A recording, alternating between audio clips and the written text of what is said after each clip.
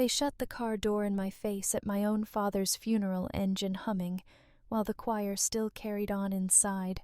I'm Marcus Ellery, 56, an internal controller who spent years chasing numbers instead of respect. The silver watch in my palm ticked too loudly for the heat outside. Ever been left standing with something unbroken in your hand, wondering if it's you that's the crack instead? The service had ended an hour ago, but the hymns were still clinging to the air like smoke that refused to drift away. I stood in the Baptist church parking lot under a sun so hot it flattened the horizon, my tie sticking to my neck. The program in my hand was damp with sweat, the pages curling in the heat. Somewhere near the front, in neat block letters, I saw the list of immediate family. My name wasn't there. I had circled it with my thumb so many times the ink had smudged, as if rubbing the omission long enough could somehow bring it back. My daughter Sabrina brushed past me, perfume sharp and floral. Her black dress cut modern efficient like the rest of her. She didn't look at me directly, just at the people around me scanning for witnesses. The Subaru's trunk slammed shut behind her cousins laughing inside a tangle of arms waving phones. I caught her elbow for half a breath, not enough to make a scene. "Could you drop me by the house?" I asked, voice low. She turned just enough so I could see her profile. "I'm taking family first." The words landed harder than the July sun. They were precise, rehearsed. Family. I was standing right there, tie choking me, sweat soaking through my shirt, and somehow I didn't qualify. I felt the weight of my father's silver pocket watch in my palm. It was steady cool, the tick unnervingly calm for a day that had just collapsed. My thumb slid over the glass, as if the old timepiece could anchor me. Around me the parking lot buzzed with cicadas, a static wall of sound. It was the only thing that seemed to acknowledge I was still here. Sabrina opened the car door and slid inside. She adjusted the air vent, smiled briefly at her cousin in the passenger seat, then pulled the belt across her chest. I waited foolishly for her to look back at me. Instead, the window lowered halfway. "Dad, please don't make this harder." The glass slid up before I could answer. I stood there, the program wilting in my hand, the sweat on my tie leaving a darker line like a scar. Aunt Lillian glanced at me from a few feet away, her hat wide-brimmed and sensible. She gave a half-smile that was really pity, then turned back to her conversation with the others. "Lyle." My cousin put on his concerned face, one hand on my shoulder for exactly 2 seconds. "Rough day, huh?" he said before moving on. He didn't wait for an answer. The Subaru pulled out slowly, tires crunching gravel. I lifted my hand halfway, unsure if I was waving or shielding my eyes from the glare. No one waved back. I pulled out my phone and opened the rideshare app. The first driver accepted, then canceled within 30 seconds. Another did the same.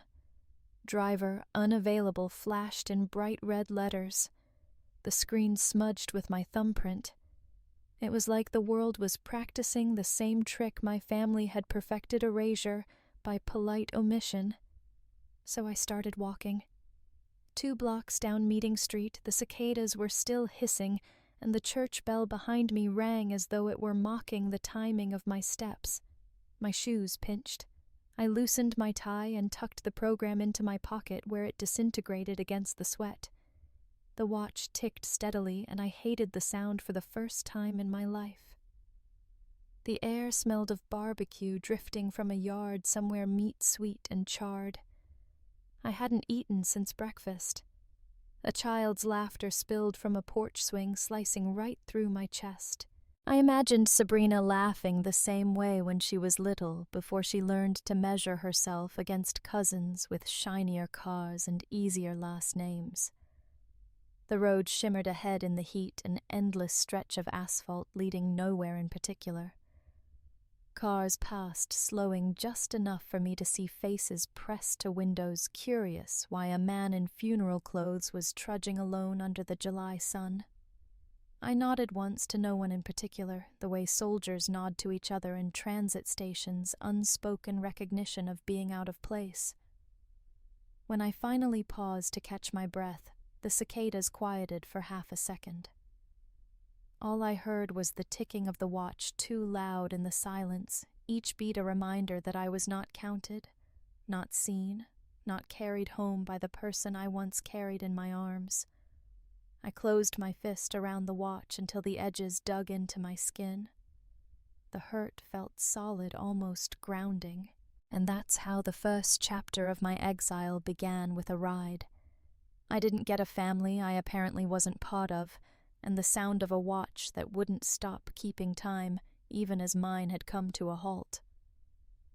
Back home, I set the watch on my desk, face up, ticking like a second conscience. The lamp threw a weak circle of yellow light across the papers I had stacked haphazardly during the week, and the hum of the old box fan clicked in a rhythm that didn't match the watch. Outside from the alley, 2 floors below, the smell of barbecue grease lingered, some neighbor still scraping a grill long after midnight. The rest of the city was quiet except for the occasional car horn echoing over Rutledge Avenue. I opened a folder on my desktop labeled Pension Reconciles. The title sounded harmless enough, but inside it carried the weight of years I had invested, not just my own career, but the trust of men and women who counted on those pensions. Subject lines blinked back at me. Urgent variance in 401k disbursements, redactions requested. Let it go, Marcus. I scrolled slowly, jaw tightening. The emails were more than reminders. They were the breadcrumbs of a story no one else wanted told. I clicked open one after another, eyes burning. A variance here, a delay there. Entire lines of numbers concealed behind thick black bars, though I knew policy didn't call for such redactions. I hit print and listened as the old inkjet groaned awake, spitting out sheets in uneven spurts. Pages landed in a crooked stack on the chair beside me. The fan blew them halfway across the room before I weighed them down with a stapler. I spread the papers across my desk.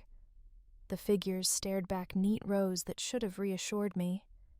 But when I lined up the wire timestamps against vendor invoices, 2 totals repeated a strange echo, $4,200 missing in one, reappearing in another. Always the same number, like a code tapped out by a guilty hand. My highlighter squeaked across the page as I marked it, fingers trembling. I told myself it was the late hour, the coffee gone stale in my stomach, but I knew the shake came from somewhere deeper, fear perhaps, or anticipation. At the sink I spooned cold potato salad from a container, chewing mechanically, while I stared at the fluorescent light buzzing above me. The plastic fork bent under my grip, and I had to laugh at myself alone in the kitchen, tie still half knotted from the funeral eating, like a man who had forgotten what dinner was supposed to feel like. I swallowed, wiped my hands, and went back to the desk. On the corner sat a legal pad where I scribbled columns of figures, double-checking, then triple-checking. Bank ink on some receipts had smudged gray fingerprints where the teller had pressed too hard.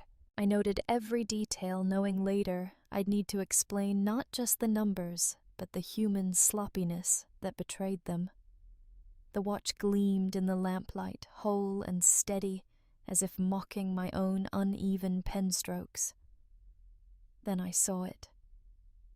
Buried among the emails was an internal memo I had nearly overlooked. The subject was bland, reserve adjustment, but the content was anything but.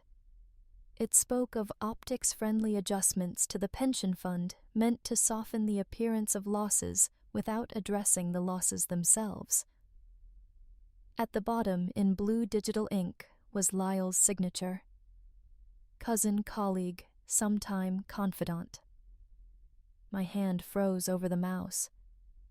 I leaned back in my chair, the fan rattling louder the night outside, suddenly pressing closer. I imagined Lyle dictating those words, maybe believing them harmless, maybe knowing they were poison. Either way, here it was proof that the rot wasn't rumor. It had a name, a face, and now my reluctant custody. I didn't hit forward, not yet, not. Instead, I created a new folder on my desktop for July 4th. I dragged the memo inside along with the highlighted statements and scans of the redacted pages. Then I opened my mail client, attached the files, and set the option to schedule send. July 4th, 3:00 p.m., Independence Day. A time when eyes would be open, when silence might finally break. I shut the laptop with more force than necessary. The watch ticked on the desk beside it, steady whole, uncracked. I pressed my thumb to its glass and whispered into the empty apartment, "Not yet." Otis Ward showed up early, like always, already 2 sips into his bitter coffee by the time I pushed through the crooked glass door. The sign about masks was still taped to the frame, curling at the corners like old wallpaper. The morning air was salt and gulls, sharp and insistent, and I carried it inside with me as I tried not to think about how little sleep I had managed. He was sitting by the window, cracked leather notebook, open pen, poised as if he were ready to quiz me. I set my briefcase down and slid into the opposite chair. The barista gave us a nod. She knew us both knew that Otis could sit here for hours, and that I usually trailed behind with papers I pretended were casual. She filled a mug for me without asking.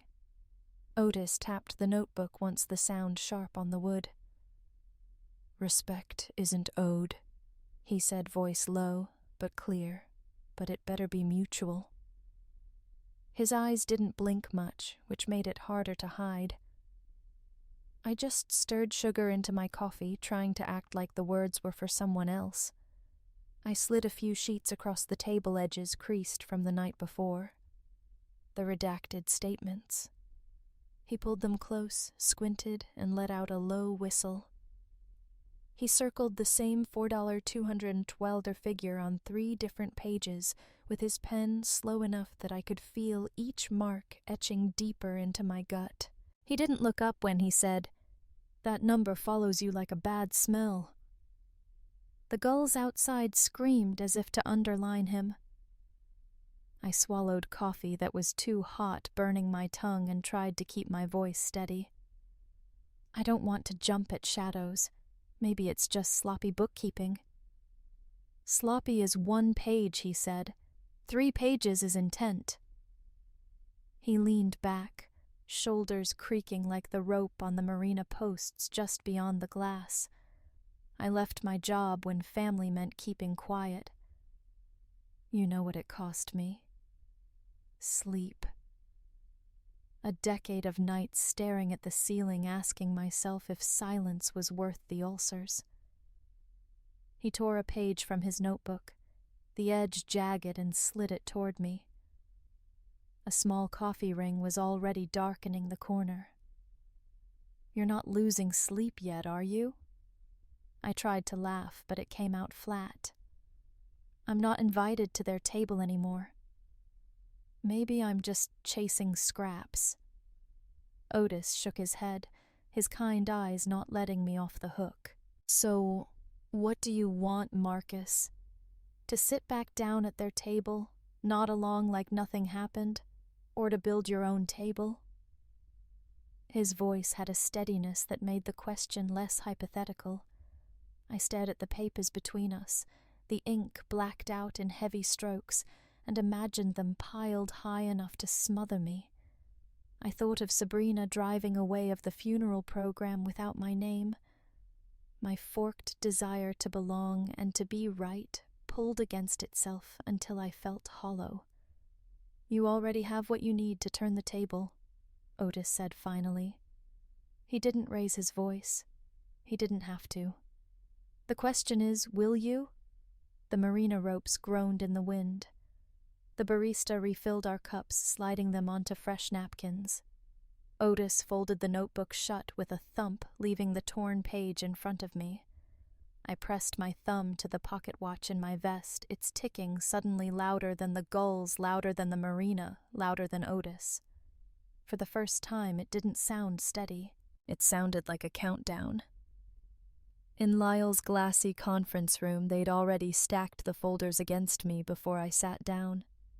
The long mahogany table gleamed under fluorescent light, reflecting the pale stacks like gravestones lined in perfect order.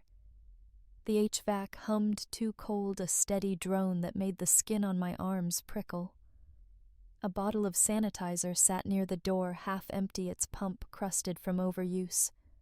On the walls, framed photos of charity golf tournaments and scholarship banquets grinned down like silent witnesses.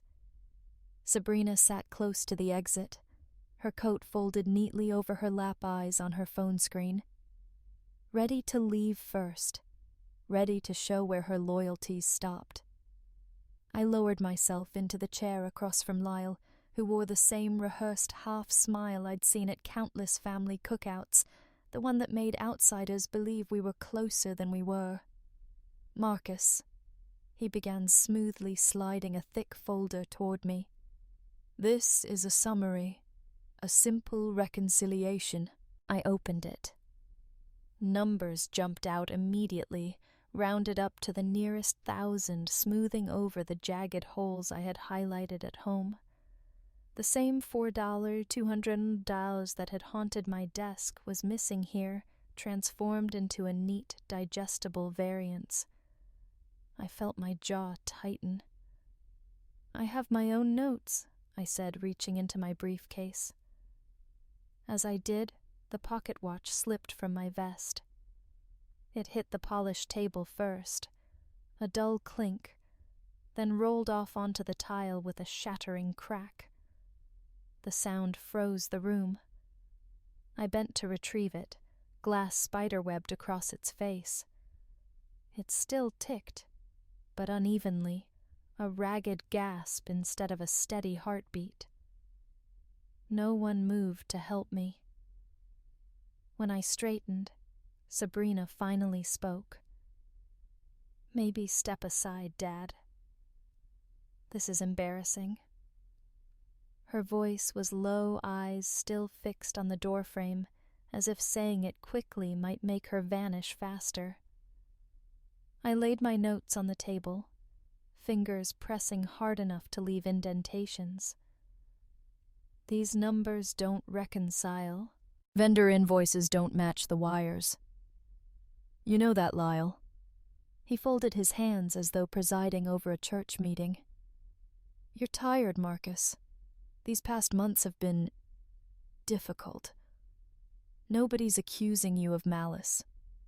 We just think a temporary leave would restore confidence. He slid a single sheet across corporate letterhead polite fonts, an open invitation to erase me. I didn't touch the pen. The chilled glass of water beside it beaded onto the wood, a slow drip edging toward the paper. I imagined signing, imagined my name dissolving in ink as quickly as it had disappeared from the funeral program. No, I said, finally. The word was steady, even though my throat wasn't. Lyle's smile broadened warm enough for the photographs on the wall. Then we'll protect the company without you. The two board members nodded, synchronized their politeness intact. They closed their folders in tandem like actors finishing a scene. I bent to pick up the watch from the floor. The face was fractured, hands struggling against the break, ticking like lungs that couldn't quite fill. I closed it in my palm, sharp edge, pressing into skin, and tucked it back into my pocket. Sabrina stood, coat already on her arm. She brushed past me without pause. The meeting adjourned itself. That night I ate dinner alone at my one-bedroom table fork, tapping an empty plate long after the food was gone. The apartment smelled faintly of neighbors' takeout, fried something carried up the stairwell. On the doormat, an HOA envelope waited bold print, demanding attention I didn't have left to give. In the silence, the watch ticked unevenly, and I listened, the way you listen to someone breathe through broken ribs, half afraid each gasp will be the last. By July 3rd, my apartment looked less like a home and more like an evidence locker. Stacks of paper were arranged across the desk chair, and even the narrow windowsill. The air inside was thick with humidity, the box fan doing little more than moving the heat from one side of the room to the other. Outside along the Ashley River, early fireworks tests boomed in the distance, red sparks flaring against the sky before fading into smoke.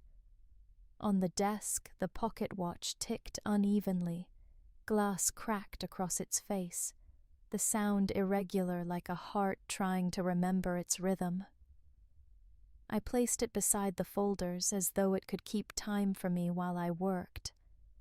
I collated the redacted 401k sheets, sliding them into neat order, each page a different version of the same story. The black bars screamed louder the more I looked at them. On a thumb drive, I cued clips from the office security camera, Lyle carrying boxes out of the records room at 2 a.m, his suit jacket slung over his arm like it was a casual errand. The timestamp glowed on the corner of the video. I wrote it down in blue ink underlined twice. The neighbor's kid ran across the alley outside, with sparklers hissing, laughing in bursts. Their joy seeped through the blinds, a reminder of a holiday meant for celebration, not for detonating the fragile walls of my family. I tried not to resent the sound. On the screen, my email client blinked back at me. Draft in good faith. Attachments, the redacted statements, the camera clips, the invoices I had highlighted in shaky yellow strokes. Recipients, 3 board members, 2 regulators, and against every instinct, Sabrina. My cursor hovered over her address finger, hesitating on the backspace before leaving it in place. She deserved to know even if she wanted to look away. I rehearsed aloud, voice echoing in the cramped room. Ladies and gentlemen attached, you will find a summary of discrepancies that warrant further review. I am submitting this in good faith. The words sounded wooden, but they carried weight. I imagined standing on the family lawn tomorrow, the smell of grilled hot dogs mixing with cheap fireworks, relatives gathered in folding chairs. I saw myself walking across the grass, the hum of conversation freezing as inboxes pinged simultaneously. Their faces turning toward me, not with applause, not with forgiveness, but with the sharp recognition of truth revealed. I closed my eyes. Otis's voice came back from that marina cafe. You already have what you need to turn the table. The question is, will you? I clicked, schedule send. The sound was louder than any firework outside. For a moment it seemed to echo off the walls, bouncing around the apartment like a verdict. My hand stayed frozen on the mouse, knuckles white. The laptop hummed, screen glowing steady. The message slipped into the outbox, hidden, but primed like a fuse waiting for the match. I leaned back in the chair, shoulders, aching eyes fixed on the cracked watch. It skipped a beat, fell silent, then lurched back to life. By July 3rd, my apartment looked less like a home and more like an evidence locker. Stacks of paper were arranged across the desk chair and even the narrow windowsill. The air inside was thick with humidity, the box fan doing little more than moving the heat from one side of the room to the other. Outside along the Ashley River, early fireworks tests boomed in the distance, red sparks flaring against the sky before fading into smoke. On the desk, the pocket watch ticked unevenly, Glass cracked across its face, the sound irregular like a heart trying to remember its rhythm. I placed it beside the folders, as though it could keep time for me while I worked. I collated the redacted 401k sheets, sliding them into neat order, each page a different version of the same story. The black bars screamed louder the more I looked at them. On a thumb drive, I cued clips from the office security camera, Lyle carrying boxes out of the records room at 2 a.m, his suit jacket slung over his arm like it was a casual errand. The timestamp glowed on the corner of the video. I wrote it down in blue ink, underlined twice. The neighbor's kid ran across the alley outside with sparklers, hissing, laughing in bursts. Their joy seeped through the blinds, a reminder of a holiday meant for celebration, not for detonating the fragile walls of my family. I tried not to resent the sound. On the screen, my email client blinked back at me. Draft in good faith. Attachments, the redacted statements, the camera clips, the invoices I had highlighted in shaky yellow strokes. Recipients, 3 board members, 2 regulators, and against every instinct, Sabrina. My cursor hovered over her address finger, hesitating on the backspace before leaving it in place. She deserved to know even if she wanted to look away. I rehearsed aloud, voice echoing in the cramped room. Ladies and gentlemen attached, you will find a summary of discrepancies that warrant further review. I am submitting this in good faith. The words sounded wooden, but they carried weight. I imagined standing on the family lawn tomorrow, the smell of grilled hot dogs mixing with cheap fireworks, relatives gathered in folding chairs.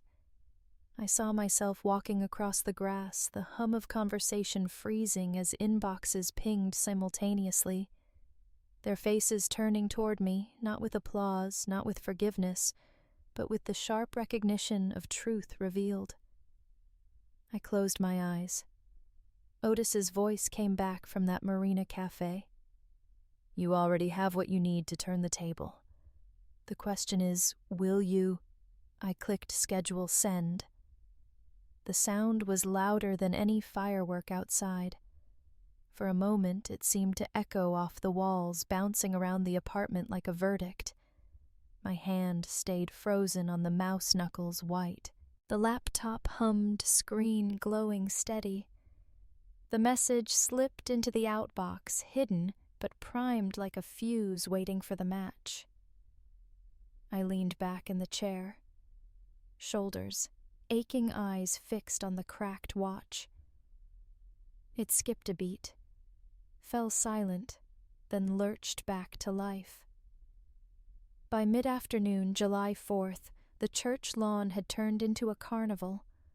Folding tables bent under the weight of barbecue trays, sweet tea jugs and sheet cakes frosted with red and blue stripes. Children ran barefoot on the grass, sticky-fingered from snow cones, while the choir rehearsed 6 patriotic hymns under a striped canopy. The heat shimmered above the asphalt of the parking lot, and the air smelled of hickory smoke and sunscreen. I stood on the edge of the crowd jacket buttoned despite the humidity. My hand rested against the inside pocket, feeling the cracked watch tick against my chest. Its uneven rhythm was a warning drum I couldn't silence. I nodded politely to neighbors' accepted paper plates I didn't touch, and tried not to think about the email scheduled to erupt at 3 o'clock. Sabrina hovered near the lemonade stand, sunglasses hiding her eyes. She laughed at a cousin's joke, but the sound was brittle. Lyle moved between tables, sleeves rolled, shaking hands, as if the afternoon were just another photo opportunity. He never looked my way, though the space between us seemed to pulse with everything unsaid. The first rumble came low, almost mistakable for distant thunder. People glanced skyward out of habit, but the clouds were clear, only a smear of summer blue. Then the sound deepened. Soda cans rattled on the tables. Napkins lifted in sudden drafts. Conversations faltered as faces tilted upward. The black shape emerged over the river blades, chopping through the humid air. Gasps rolled through the crowd. Children pointed mothers pulled them closer, and half the phones in sight rose like periscopes. The helicopter circled once rotowash, flattening the smoke from the grills, then descended onto the far corner of the church fairground. The choir's hymn died in mid-verse voices swallowed by the roar. Dust and shredded grass swirled around us. My tie whipped against my shoulder. I pressed the watch harder to my chest to keep it from jumping loose. The side door slid open. An officer in fatigues stepped down, boots crunching on the flattened grass. He scanned the crowd until his gaze locked on me. Then, clear as the bell that had once called us to Sunday school, he said, "Mr. Marcus Ellery, you are requested for command briefing." The words cut through the rotor thunder. Heads turned. Murmurs rippled.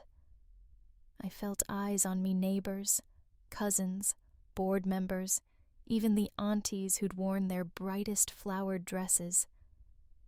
Sabrina froze her cup of lemonade, trembling in her hand. Lyle went pale, his lips pressed together, as if the wind itself might drag his secrets from him. I stepped forward slowly, calm despite the storm around me. The officer handed me a folder sealed in plastic.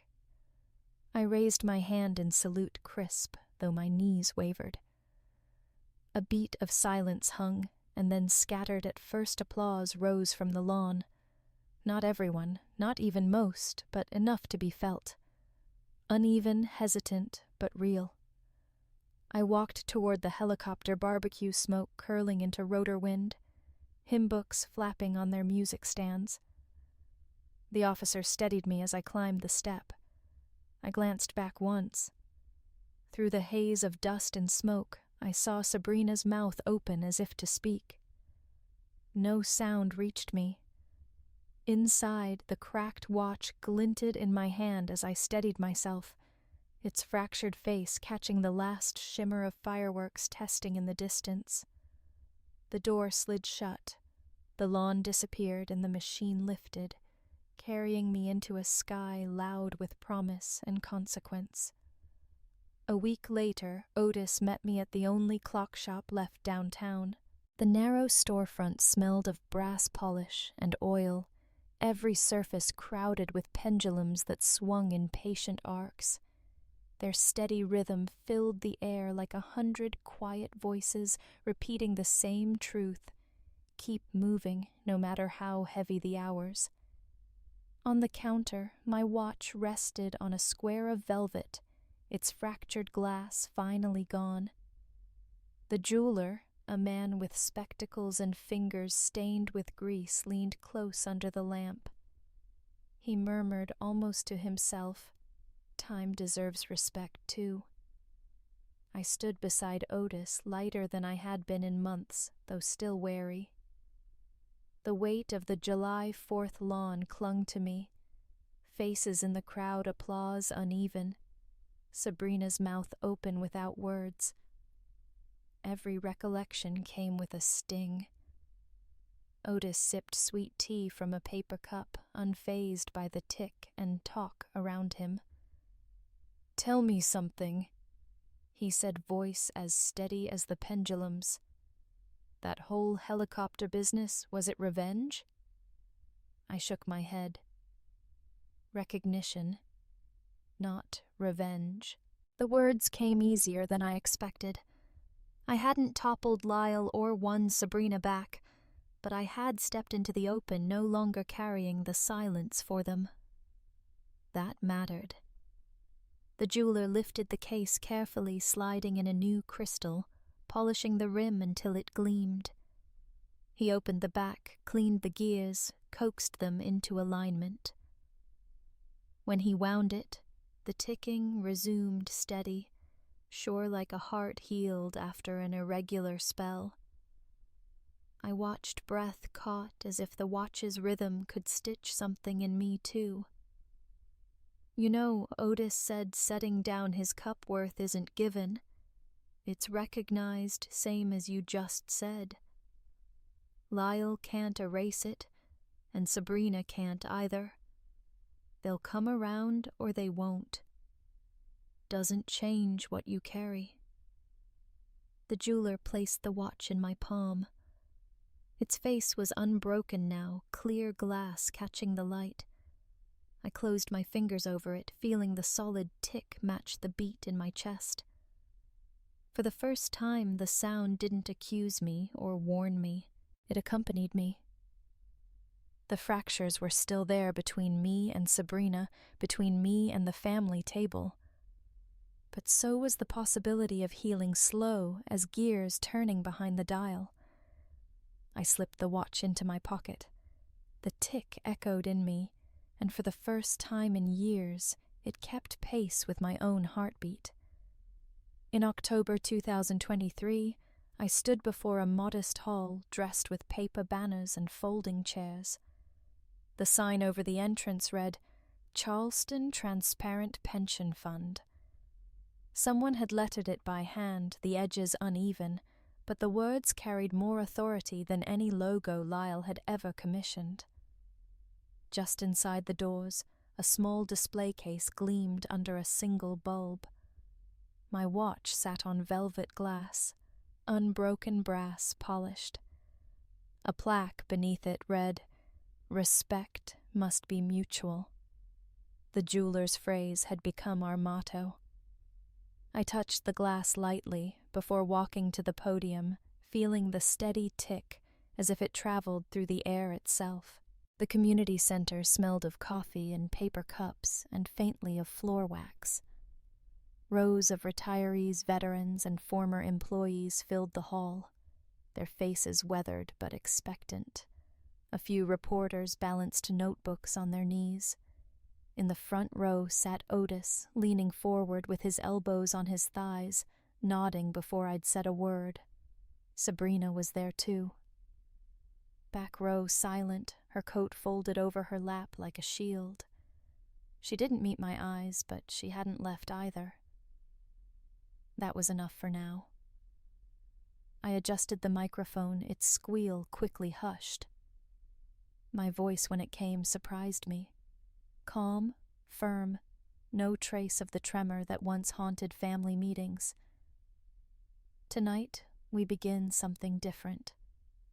No redactions, no hidden variances, every statement, every dollar visible to those who earned it. This fund belongs to you and you will see it plainly. Murmurs swelled, then quieted. I opened the folder on the podium, but the words I'd written were less important than the truth behind them. I've learned silence isn't loyalty, it's erasure. When we're told to keep quiet for the sake of appearances, we're being asked to disappear. I won't do that again, and neither should you. Applause began in scattered pockets, then grew into a sound that filled the hall. Some clapped with relief, others with cautious hope.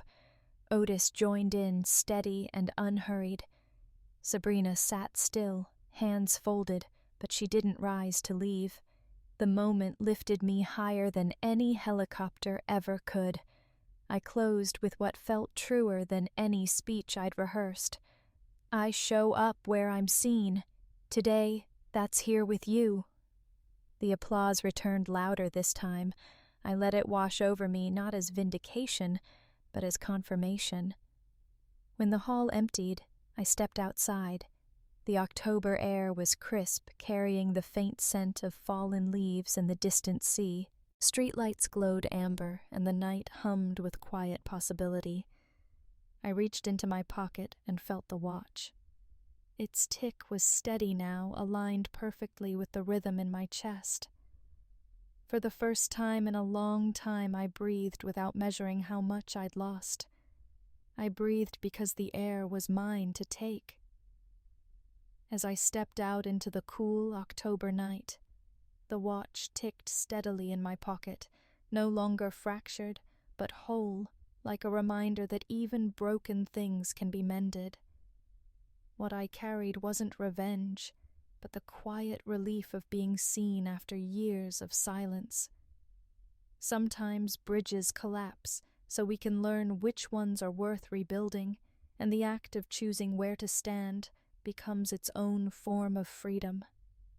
If you've faced rejection, betrayal, or loss, know that dignity can return in ways you didn't expect. Has life ever handed you a second chance in disguise?